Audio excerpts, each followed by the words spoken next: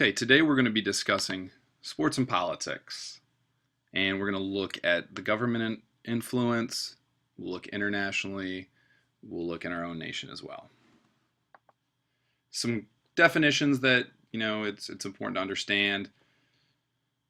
The politics are just the processes of affecting lives in a social world. You have constituents as a political person, and within a government, which is the formal organization, these politics occur. When you're in a government debating with these politics, there's a power involved, and with power comes authority. So all of these are key terms that influence sports, governments, and other social areas in our lives. So there are connections between government and sports because we can see these points in both. The safeguarding the public order. As a government, we're safeguarding those of the entire country, community, whatever it may be. In sports, the sports world, you're safeguarding the public order of the sport. And you see these other points as well. Fairness, protecting human rights, maintaining a level of health and fitness. All of these things occur both in government and in sports. Some more, that identity, belonging, and unity, among citizens if you're in government, or a fan base if you're sports. Both, point six there, they reproduce dominant ideologies in society. We've discussed this throughout many sections of our course. Safeguarding the public order. So governments make rules. What sports are legal? What sports are illegal? How should we organize it and protect the rights and well-beings of those involved in the sports? Who has the right to play these sports? Think to Title IX and our discussion there. Where are sports played? How do we use public monies, public facilities, and when can they be used? Governments make these rules. For example, skateboarding. Prohibited in this park you see here. You can see both sides of the coin here. They want to try to keep the park a relaxing, quiet place. But then there's also, for wellness of citizens, skateboarding is an opportunity for physical activity to occur. Should we be restricting this? You see some communities actually establishing areas where skateboarders can go, and then you have a win-win situation there. Another example here in this London park. A park is supposed to be an opportunity for relaxation, activity, socialization, but there's no cycling, skateboarding, rollerblading. A lot of these physical activities, things aren't allowed in that park. So if there are other opportunities somewhere else in the city, that's great. If not, what is this government saying about physical activity? Government uses sports to promote the prestige and power. That national team, your national team is very successful, it gives that international recognition, that maybe you're not getting. If you're the United States, you obviously get that. But if you're a smaller nation, a national team can bring some recognition there. Local teams, high schools, they bring recognition. You'll see an example coming up. Interesting, in 2008, the Olympics in Beijing, China spent over $40 billion to host. And one of their main motives behind it was to gain international recognition and respect, to demonstrate to the world, look at our power, look at these amazing displays that we've created. Here's an example of the local community, boasting their success. You can see this driving through any community in the country. Depending on where you're at, you'll see signs very similar to this. Governments use sports to promote identity and unity in diverse settings. Okay, we have a diverse group of people living in our community, our society. Let's latch onto sports to get our messages across. But it's temporary and superficial. If your sport's not successful, the ability for you to garner support politically, if you're attaching yourself to the sports team that's not successful, that could be difficult. And the third point here is very important to understand. Sports are not going to change what's really going on in that community, what's really going on in a nation. I mean, we can look to Ferguson, Missouri right now and see the ideologies that are coming out there. There's a lot of division in the community and the communities around, not to mention how it's spread nationally. And I don't think if the St. Louis Rams, won the Super Bowl, it might be a break for the community, but it's not going to hide the division that is occurring there.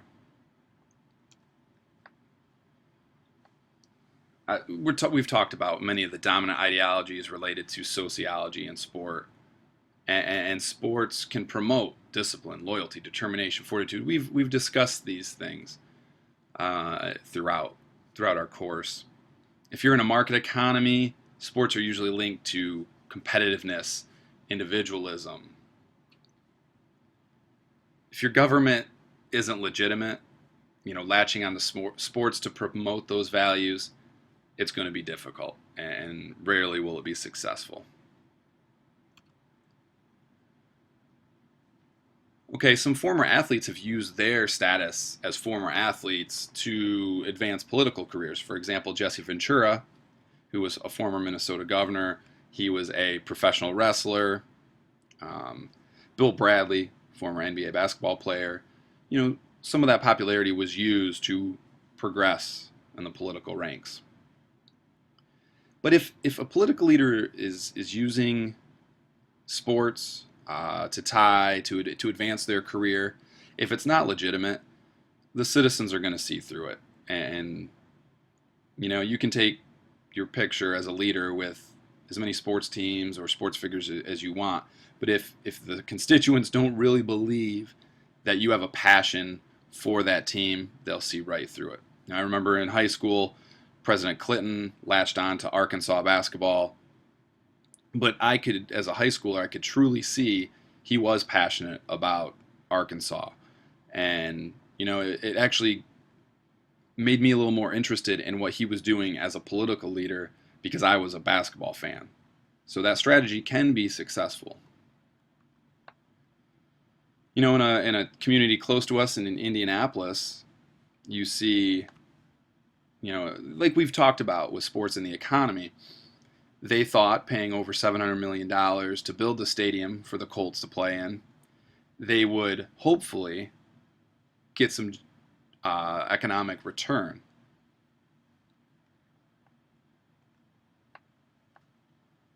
So the critical issues and questions involved with sports and the government it's an issue with not only sports but other topics and issues related to government. It's the special interests.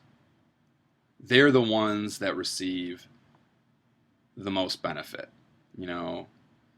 but they still promote these, let's bring in the stadium because it's going to increase all this economic development, when really the special interest groups that are involved in this, the company that's putting its name to the building, they're the ones that are gaining the most from this, but we still promote it as it's for the common economic good of the community, which I think society is smart enough to see through that ploy now. And another thing with the political lobbyists, the ones that are attached to elite sports, corporations, the ones that have the most influence, they're the ones that are going to get their messages across. If you're a fringe sport, you're going to have a harder time competing. If you're lacrosse, have a harder time competing with the NFL, politically. Just as other fringe societal topics have a hard time being passed through governments, as opposed to strong, healthcare, economic concerns. Realities of international sports. Sports do not have a great influence on diplomacy. Okay. Does not affect the matters of vital national interest. When it comes to wars, we're not discussing, the Olympic Games and things like that. The leaders don't talk about sports when they're discussing, should we go to war? How can we work on these trade agreements, things like that. They're not talking about sports. But at the level of public diplomacy, Olympic Games, things like that, it's an opportunity to meet and talk. So we're coming together at this sporting event to discuss some things related to our nation, our community, whatever it may be. So international sports like the Olympics, we've utilized that to focus on our nationalistic interests rather than coming together as a world of nations.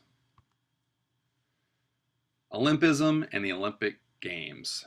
The question here is, are they special? So we have to look at what are the ideals of the Olympics, and let's look at the realities. And then we can see, have we met them? Are we meeting them? Do we need to change them? So this is from the Olympic Charter. I'm not going to read it about Olympism, but it says it's a philosophy of life, and you see these key points here. Balanced, body, will, mind, culture, education, educational value, good example, respect, fundamental ethical principles. As a philosophy of life, these are some great ideals. But let's take a closer look. What are we promoting here? Are these those ideals that are related to the Olympic Charter? Are we promoting peace and friendship, or are we promoting this list of corporations, their bottom line? So how can we control this? These are offered as, points for debate, discussion. In the Olympics, can we eliminate national uniforms? Instead of the opening ceremonies, bringing in our flag, can we highlight the events, not the nations? Get rid of, on the podium, when we're awarding medals, get rid of the national anthems and the flags. So we have to take Olympism seriously. It has to be more than a global marketing opportunity to promote those ideologies. I mean, these are a representation of the nations that come together in an event like the Olympics. We have to take advantage of this. There's a lot of potential to work on global unity, not just the dominant ideology of that nationalism that we often see. So politics and sports, the processes involved in politics revolve around what qualifies as a sport. What are the rules of that sport? Who's making and enforcing these rules? And who's organizing and controlling events? We've seen this throughout this course when it comes to ideologies and in sports in each of these cases. Who's in control, the power? And for most of the things we've discussed, it's the wealthy, the white. Those are the ones that are in power. So we need to ask these questions and seriously question motives, ideologies, if we want to progress. So in conclusion, politics and the processes involved, they're around in organized sports. They're around in everything, universities, corporations, they exist. But what we need to get at the core is making the process fair and just. What are the true goals? How can we go about, if we want to follow the Olympic Charter, and if we look at the reality of what is being marketed, whose interests are involved, I think some questions need to be asked. And it's our job, your job specifically, as you are the next generation of workforce, is to really look at politics, the processes that are involved in sport and society, and look for fair and just treatment of all involved. Thanks for watching.